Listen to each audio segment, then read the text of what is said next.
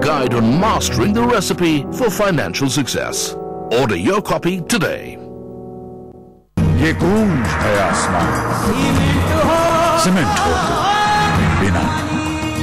बिनानी cement सदियों के लिए।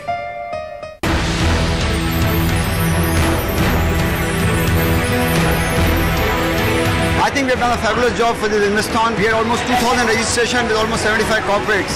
We look forward to this event.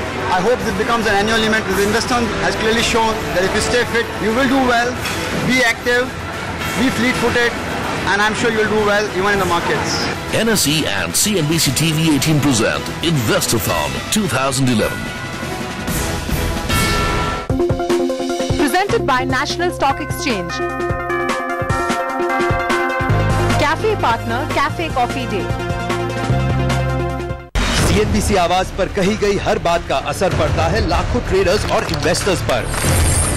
इसलिए मार्केट के सभी बड़े एक्सपर्ट्स अपनी बात कहने के लिए चुनते हैं सबसे असरदार और पावरफुल प्लेटफॉर्म। ये पहुंचाता है उनकी बात सबसे ज्यादा दर्शकों तक। बिजनेस न्यूज में सबसे बड़ा नाम, CNBC आवाज, देश का नंबर 1 बिजनेस चैनल। फरार है दो खतरनाक अपराधी जिनके चेहरे पर है कबीलेपन के दाग, जो लगा रहे हैं पॉलिटिशियंस की मार। आप भी बच के रहना इनसे। पाए जाते हैं 2G में IBM 7 पर। कहने सुनने में तो बड़ा अच्छा लगता है कि कंज्यूमर इज किंग, लेकिन अगर आपने कोई प्रोडक्ट खरीदा है या सर्विस ली है और आप प्रोडक्ट या सर्विस से हैं नाखुश, तो हम लड़ेंगे आपके हक के लिए और दिलाएंगे आपको इंसाफ। पहरेदार, कंज्यूमर और कंपनी को जोड़ने वाला सबसे बड़ा platform.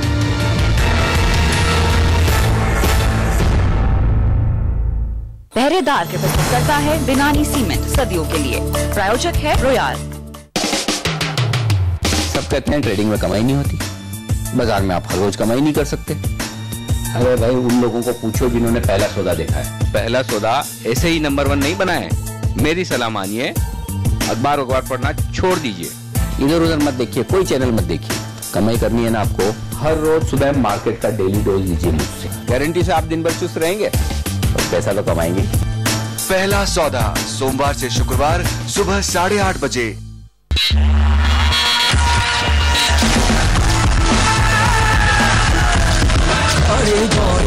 Blackberry's menswear. Go sharp.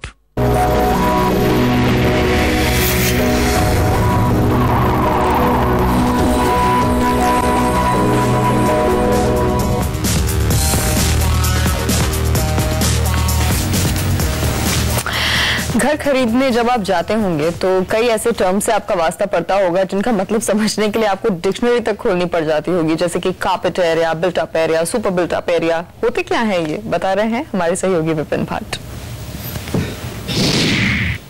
अक्सर घर खरीदारों को यह शिकायत करते सुना जाता है कि बिल्डर ने तो उन्हें ज्यादा एरिया बताया था, लेकिन घर तो उस हिसाब से काफी छोटा है। ऐसा क्यों होता है? क्योंकि जो एरिया आपको बेचा जाता है दरअसल वो सेलेबल एरिया होता है या सुपर बिल्टअप एरिया होता है, लेकिन जो एरिया आपको घर के अंदर मिलता है यानी जिसमें आप रहते हैं वो कारपेट एरिया होता है।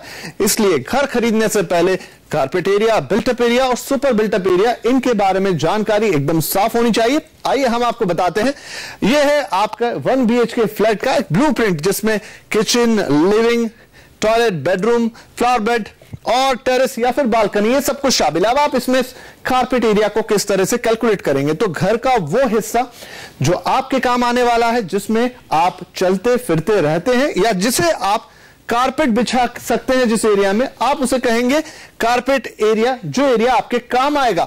लेकिन यहां पर ध्यान देने वाली बात यह है कि आपके घर में टेरेस या बालकनी है या फिर फ्लावर बेड है, तो टेरेस का सिर्फ आधा हिस्सा ही आपके कारपेट एरिया में जुड़ेगा और फ्लावर बेड को बिल्कुल भी कारपेट एरिया में नहीं जोड़ा जाएगा। वैसे हर कंपनी या हर बिल्डर का अपना अपना तरीका होता है इसे कैलकुलेट करने के लिए, लेकिन जो आम प्रैक्टिस है उस हिसाब से टेरेस या बालकनी का 50% कारपेट एरिया में जोड़ा जाता है और फ्लावर बेड को कारपेट एरिया में शामिल नहीं किया जाता है। इसके बाद आता है बिल्टअप एरिया, यानी आपके कारपेट एरिया में अगर हम आपके घर की दीवारों का जो एरिया कवर्ड हुआ है, घर की दीवारों ने जो एरिया कवर किया है उसको जोड़ दें तो बनता है आपका बिल्टअप एरिया।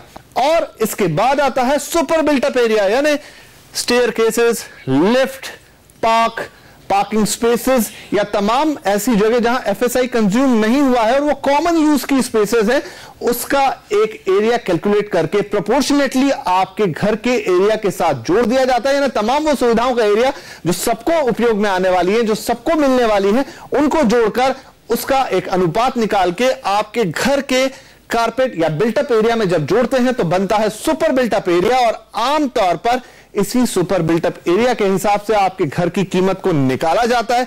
कई बार हमने देखा है कि यह सुपर बिल्टअप एरिया 50% तक होता है, यानी आप पैसे दे रहे हैं 500 स्क्वायर फीट के लिए, लेकिन घर आपको बेचा जा रहा है 1000 स्क्वायर फीट का, जहां जगह आपको सिर्फ 500 स्क्वायर फीट मिल रही है, लेकिन कीमत आपको लग रही है 1000 स्क्वायर फीट की। तो आप जब भी घर खरीदने जाएं तो कारपेट एरिया, बिल्टअप एरिया और सुपर बिल्टअप एरिया के बारे में अगर आपकी जानकारी एकदम साफ होगी तो आपको काफी मदद मिलेगी। कारपेट एरिया का चक्कर समझने के लिए थोड़ा और वक्त दीजिए, चर्चा करेंगे इस पर। लेकिन उससे पहले एक बहुत जरूरी बात, अक्सर जब लोग घर खरीदने जाते हैं तो बस अपना बजट जो है घर के कीमत को लेकर बनाते हैं, ये सोचते हैं कि उन्हें कितना ईएमआई देना पड़ सकता है आगे चलकर। ये भूल जाते हैं कि उन्हें ईएमआई के साथ साथ एक मेंटेनेंस भी देना पड़ता है। मेंटेनेंस अपने अकाउंट में जोड़ना, मेंटेनेंस का खर्च जोड़ना कितना अहम है, समझते काबरा जी से। काबरा जी ये बताइए कितना जरूरी है कि जब आप घर खरीदने के बारे में सोचे, ये भी सोचे कि कितना मेंटेनेंस आपको देना पड़ेगा।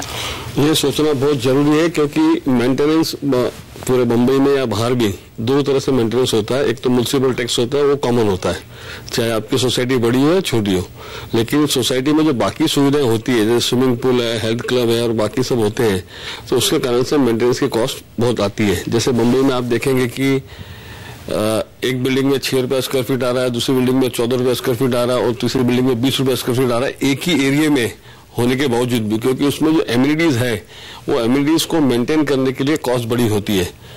तो मेरा ये मानना है कि जब हम फ्लैट खरीदते हैं तो बहुत बढ़िया लगता है कि हमारी बिल्डिंग में स्विमिंग पूल है, हमारी बिल्डिंग में हेल्थ क्लब है और सारे हैं, लेकिन इसका वास्तव में उपयोग कितना, हम कितना उपयोग करते हैं, उसका मेंटेनेंस कितना बढ़ते हैं, ये बहुत ध्यान में देना जरूरी है। क्योंकि ईएमआई कैलकुलेशन में है, कॉस्ट मेरी कैलकुलेशन में है और मेंटेनेंस वो तो जब रहने जाते हैं तब आइडिया आती है। इसलिए लेने के पहले मेरा मानना है कि बिल्डर से एक टेंटेटिव समझना, हालांकि बिल्डर के हाथ में नहीं रहता, अल्टीमेटली ये सोसाइटी डिसाइड करती है, क्योंकि बिल्डर सोसाइटी बनाता है तो सोसाइटी मैनेज करती है। लेकिन कुछ जो एमिनिटीज की जो particular extra cost versus uses को एक निश्चित रूप से कैलकुलेशन करना चाहिए, वरना यहाँ बम्बई में ऐसी बिल्डिंगें बनी हुई है जहाँ पे महीने का 50,000 से लाख रुपया ऑलमोस्ट मेंटेनेंस में जाता है।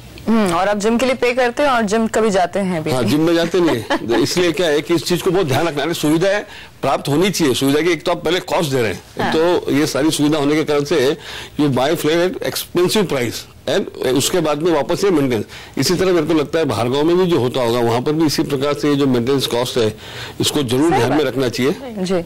मैंने तो ये देखा है कि स्विमिंग पूल भी यूज नहीं होता है कई बार, मगर हम पे करते हैं। और खास करके आजकल केसेस इतने हैं कि एडवांस बिल्डर मेंटेनेंस आपसे ले लेता है और उसके बाद वापस आपको सोसाइटी को भी मेंटेनेंस देना पड़ता है। तो ये भी इंश्योर करना है बिल्डर से इन एग्रीमेंट कि भाई आपने इतना एडवांस हमसे खरीदा है और इतना आपके कन्वेंस के टाइम, यानी जब प्रॉपर्टी ट्रांसफर होगी या सोसाइटी रन करेगी बिल्डिंग, तभी ये मेंटेनेंस सोसाइटी के पास चला जाए, नहीं तो आप डबल देते रहेंगे। सही बात है, यानी घर खरीदना ही आपकी अफोर्डेबिलिटी का एक इकलौता मापदंड नहीं है। घर खरीदने के बाद क्या आप उसे वाकई आगे भी अफोर्ड कर पाएंगे, उस मेंटेनेंस को अफोर्ड कर पाएंगे, इसके बारे में भी आपको सोचना चाहिए।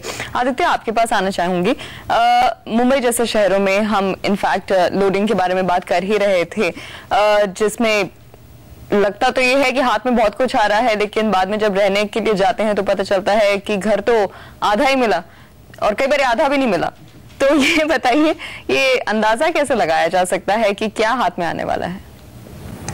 देखिए, अंदाजा लगाना वास्तव में ही काफी मुश्किल होता है, मगर अगर आपका सुपर एरिया और कारपेट एरिया का जो गैप है वो तकरीबन 25 से 30% के बीच में है, आपको ये एहसास होना चाहिए कि this is something which is acceptable. अगर ये 30% से ज्यादा जाता है तब then you have a cause for worry. मैंने देखा है कि कुछ सोसाइटीज में ये परसेंटेज जो है तकरीबन 45% तक भी गया है। आई थिंक 25 से 30% you should be okay. If it goes beyond 30, then those projects can best be avoided. जी चलिए, बहुत बहुत शुक्रिया आदित्य, ये सब डिटेल्स हमें समझाने के लिए। उदय, यहाँ पर आप लोगों से इनफैक्ट मैं इजाजत लूंगी, जॉइनी मेरे सहयोगी आप लोगों को ज्वाइन करेंगे, कविता आपके साथ बनी रहेगी, और भी कई मसले हैं इस प्रॉपर्टी के खेल से जुड़े हुए जिन्हें आप समझना चाहते हैं, अपनी फाइनेंसिंग को आप कैसे दुरुस्त कर सकते हैं, ये सब कविता और जॉइनी आपके साथ डिस्कस करेंगे। तो इस ब्रेक के बाद भी हमारे साथ बने रहिएगा।